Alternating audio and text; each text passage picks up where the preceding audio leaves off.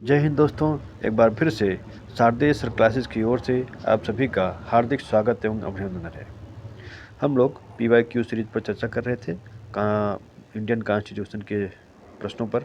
उसी क्रम को आज आगे बढ़ाते हैं। देखते हैं, शुरू करते हैं आज। मूल अधिकारों से असंगत या उनकी अल्पीकरण करने वाली विधियों को किस अनुच्छेद के अंतर्गत शून्य घोषित किया जाता है? ऑप्शन हैं आपके सामने: अनुच्छेद 12, अनुच्छेद 13, अनुच्छेद 11 और अनुच्छेद 21। ये MP APO 2000 और UP PCS स्पेशल 2004 में पूछा गया है प्रश्न। उत्तर है इसका बी ऑप्शन, यानी कि अनुच्छेद 13 के अंतर्गत शून्य घोषित किया जा सकता है। अगला प्रश्न है, न्यायिक पुनर्विलोकन संविधान के किस अनुच्छेद में निहित है? अनुच्छेद 11, अनुच्छेद 12, अनुच्छेद 13, अनुच्छेद 15। UP PCS 1991 और 1993 में यह प्रश्न पूछा गया है। उत्तर देखते हैं इसका सी ऑप्शन, यानी कि अनुच्छेद 13 में न्यायिक पुनर्विलोकन जो है निहित है। आगे बढ़ते हैं।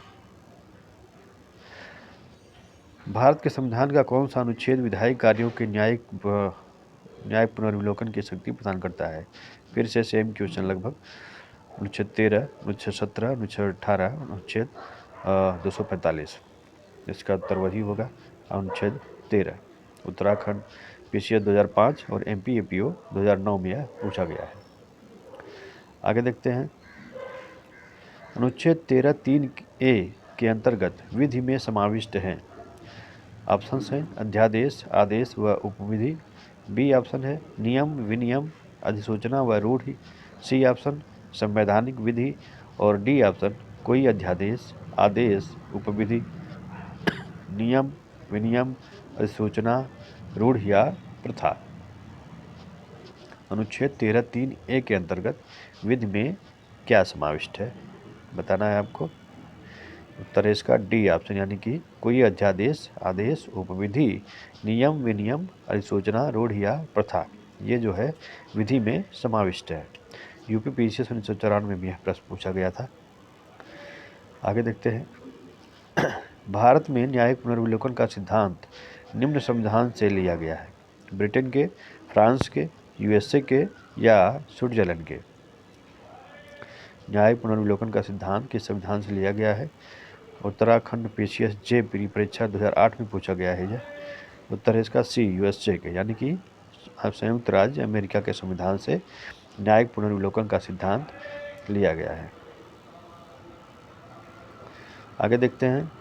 एक पंथ निरपेक्ष राज्य धर्मों को प्रोत्साहित करता है, धर्मों को एकीकृत करता है, धर्मों को हतोत्साहित करता है या धर्मों के प्रति तटस्थ रहता है? एक पंथ निरपेक्ष राज्य कैसा होता है? चार ऑप्शन हैं आपके सामने।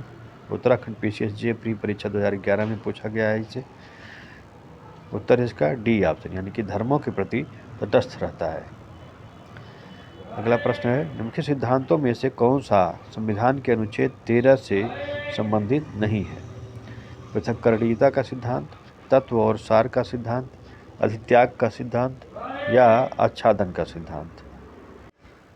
UP PCS 1999 में इसे पूछा गया है। उत्तर देखते हैं इसका बी ऑप्शन, यानी कि तत्व और सार का सिद्धांत अनुच्छेद 13 से संबंधित नहीं है, जबकि पृथक्करणीयता का सिद्धांत, अधित्याग का सिद्धांत और आच्छादन का सिद्धांत, ये तीनों जो है अनुच्छेद 13 से संबंधित हैं।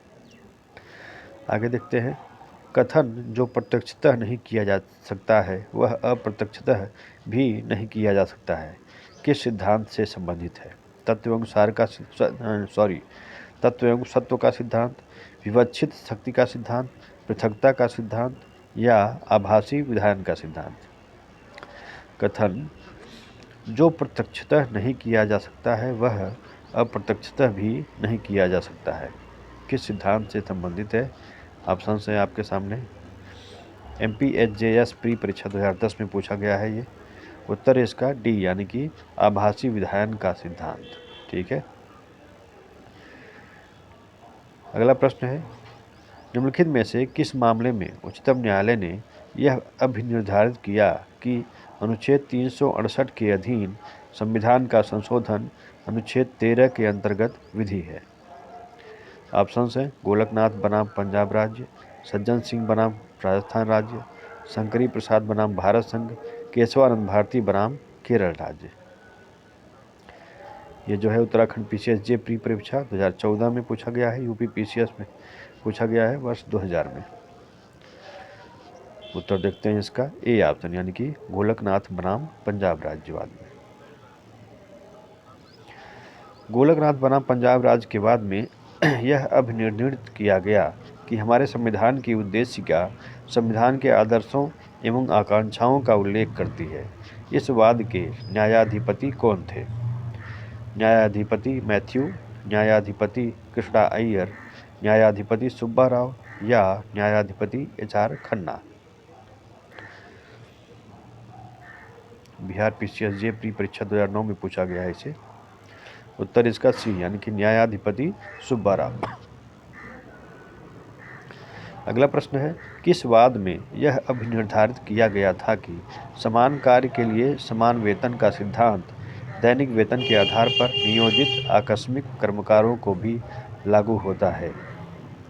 ऑप्शन हैं चरणलाल साहू बनाम भारत संघ, डॉक्टर KR लक्ष्मण बनाम तमिलनाडु राज्य, दीपक सिब्बल बनाम पंजाब विश्वविद्यालय, धीरेन्द्र चमोली बनाम उत्तर प्रदेश राज्य।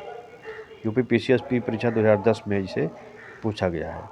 उत्तर इसका डी ऑप्शन, यानी कि धीरेन्द्र चमोली बनाम उत्तर प्रदेश राज्य।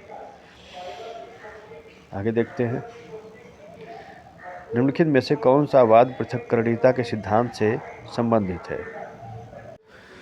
ऑप्शन हैं राम जवाया कपूर बनाम पंजाब राज्य, MC मेहता बनाम भारत संघ, रोमेश थापर बनाम मद्रास राज्य, विशाखा बनाम राजस्थान राज्य। कौन सा वाद पृथक्करणीयता के सिद्धांत से संबंधित है? ऑप्शन है आपके सामने, यूपी पीसीएस प्री 2010 में पूछा गया है इसे।